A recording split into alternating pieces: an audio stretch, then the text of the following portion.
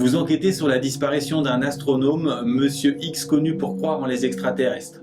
Il a disparu après avoir fait une observation dans laquelle il aurait découvert quelque chose de très étrange. Pour commencer votre enquête, vous cherchez à identifier cette observation. Un de ses collègues témoigne.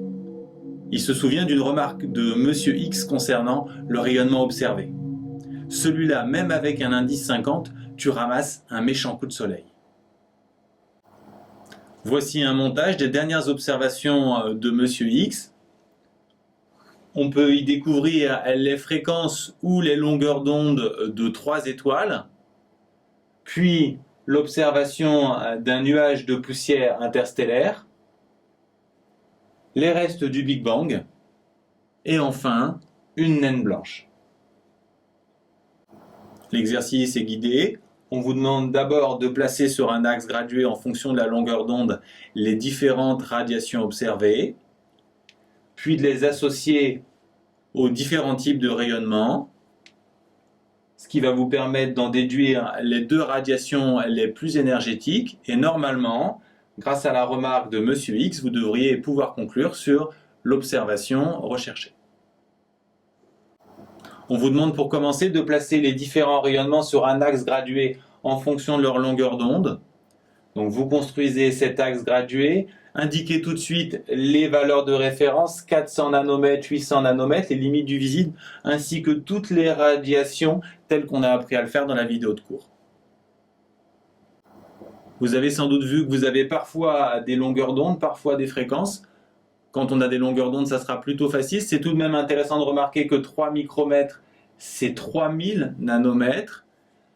Pour 1 cm, ce sera une grande longueur d'onde, mais on peut la laisser comme ça. Et 10 moins 10 mètres, c'est intéressant de remarquer que c'est 0,1 nanomètre. Pour déterminer les longueurs d'onde à partir des fréquences, on adapte V égale D sur T aux ondes périodiques, ce qui donne C égale lambda sur grand T, la période. Je vous rappelle qu'on cherche la longueur d'onde, donc on a la longueur d'onde qui fait C fois T, où C bien sûr fait 3 fois 10 puissance 8. T c'est l'inverse de la fréquence, donc 1 sur nu, d'où lambda égale C sur nu. On va appliquer cette formule au rayonnement B, C et E, et on va obtenir, après simplification, 600 nanomètres pour B, 300 nanomètres pour C, et 3 mètres pour E.